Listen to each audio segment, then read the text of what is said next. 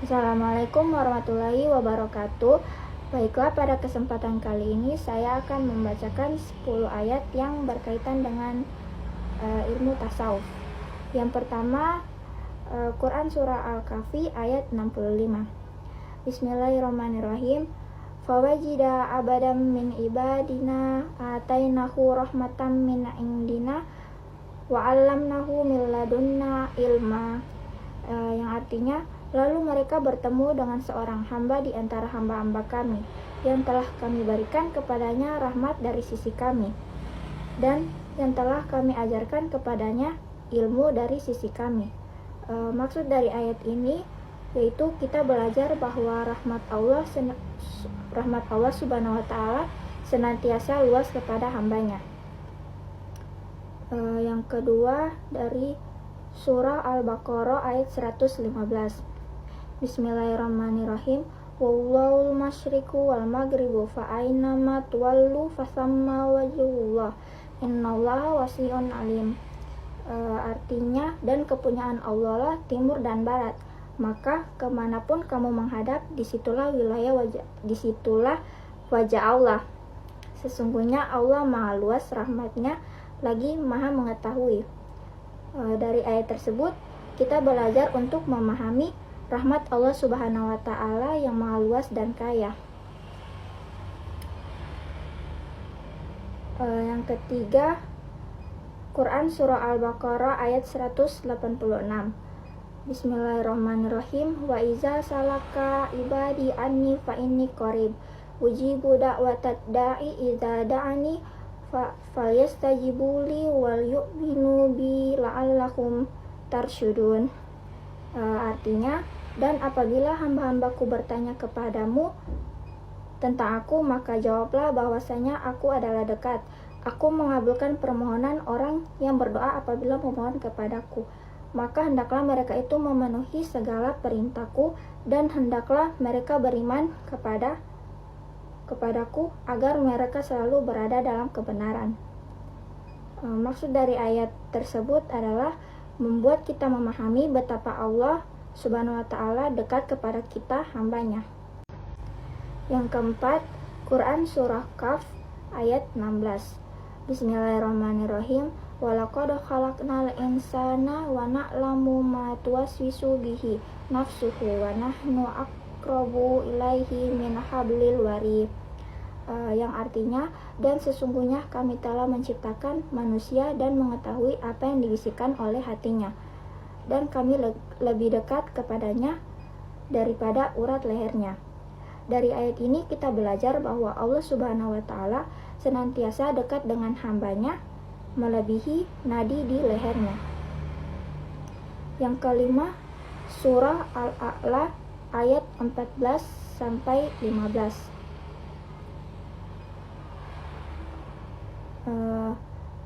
Bismillahirrahmanirrahim. Qad aflaha man tazakka wa dzakara isma rabbih fasholla.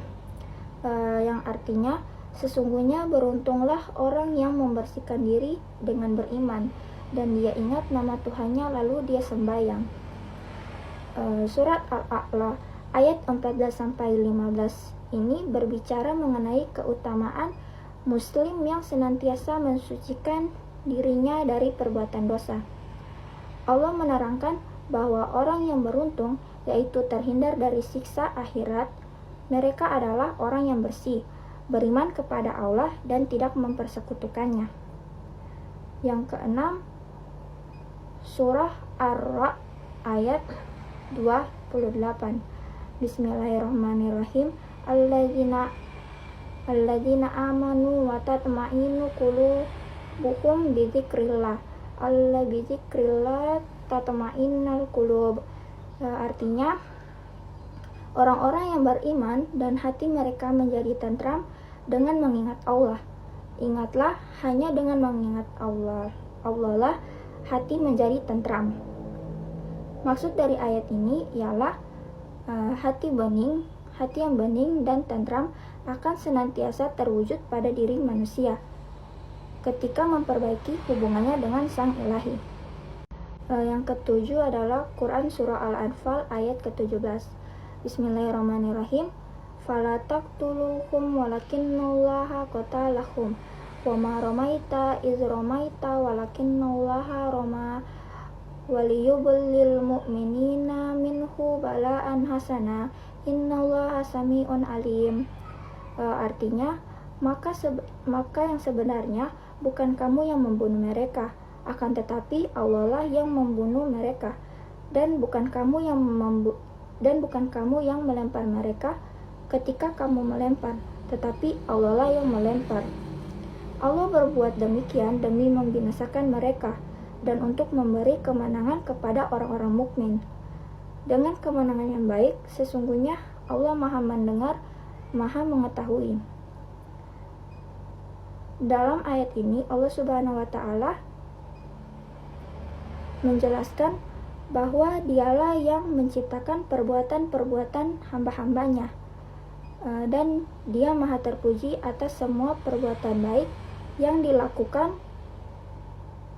oleh mereka, karena Dialah yang menggerakkan mereka untuk melakukannya dan membantu mereka untuk menyelesaikannya. Yang ke-8, surah At-Tahrim ayat 8. Bismillahirrahmanirrahim. Ya ayyuhalladzina amanu tubu ilallahi taubatan nasuha asa rabbakum ayyukaffira ankum sayyiatikum wa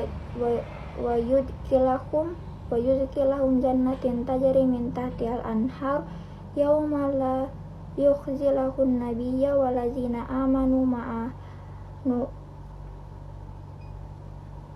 nuwaruhum yas'a baina aydihim wa bi aymanihim yaquluna rabbana atmim lana nurana waghfir lana innaka ala kulli syai'in qadir. Yang artinya, hai orang-orang yang beriman, bertaubatlah kepada Allah dengan taubatan nasuha atau taubat yang semurni-murninya. Mudah-mudahan Rabb-mu akan menutupi kesalahan-kesalahanmu dan memasukkanmu ke dalam jannah yang mengalir di bawahnya sungai-sungai pada hari ketika Allah tidak menghinakan Nabi dan orang-orang mukmin yang bersama Dia. Sedang cahaya mereka memancar di hadapan dan di sebelah kanan mereka, sambil mereka mengatakan, Ya Rabb, kami sempurnakanlah bagi kami cahaya kami dan ampunilah kami. Sesungguhnya Engkau Maha Kuasa atas segala sesuatu. Dalam surah At-Tahrim ayat 8 ini mengandung makna, yaitu Allah menerima taubatnya orang-orang yang melakukan kejahatan lantaran kebodohannya, dan Allah memerintahkan kepada manusia untuk tidak menunda-nunda taubat. Yang ke-9, surah Ibrahim ayat 7. Bismillahirrahmanirrahim. Wa iz ta'azzana rabbukum la in syakartum la azidanakum wala in kafartum inna azabi lasyadid. Yang artinya, dan ingatlah juga tatkala Tuhanmu memaklumkan, sesungguhnya jika kamu bersyukur pasti kami akan menambah nikmat kepadamu, dan jika kamu mengingkar nikmatku maka sesungguhnya azabku sangat pedih. Surat Ibrahim ayat 7 berkaitan dengan syukur yang merupakan ungkapan rasa terima kasih kepada seorang hamba kepada Allah Subhanahu wa Ta'ala. Jika hambanya tidak bersyukur, maka azab pedih akan menantinya.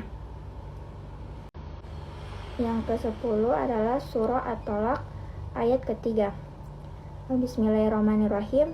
Wa yarzuqu min yahtula yahtasib wa ma yatawakkal 'alallaha fahuwa hasbuhu innallaha balughu amru qad ja'alallahu lakilla syai'in qadir. Yang artinya, dan memberinya rezeki dari arah yang tiada disangka-sangkanya, dan barang siapa yang bertawakal kepada Allah, niscaya Allah akan mencukupkan keperluannya. Sesungguhnya Allah melaksanakan urusan yang dikehendakinya, Sesungguhnya Allah telah mengadakan ketentuan bagi tiap-tiap sesuatu. Maksud dari ayatnya yaitu Allah memberinya rezeki dari arah yang tidak terdetik di dalam hatinya dan tidak ada dalam perhitungannya. Barang siapa bersandar kepada Allah dalam segala urusannya, maka Allah akan mencukupi kebutuhannya. Sesungguhnya Allah melaksanakan urusan-urusan, tidak lemah untuk berbuat sesuatu dan tidak ada sesuatu yang luput darinya. Allah sudah membuat batasan untuk ada batasnya.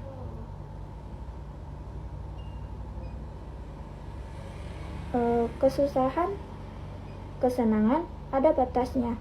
Masing-masing dari keduanya tidak kekal menimpa manusia.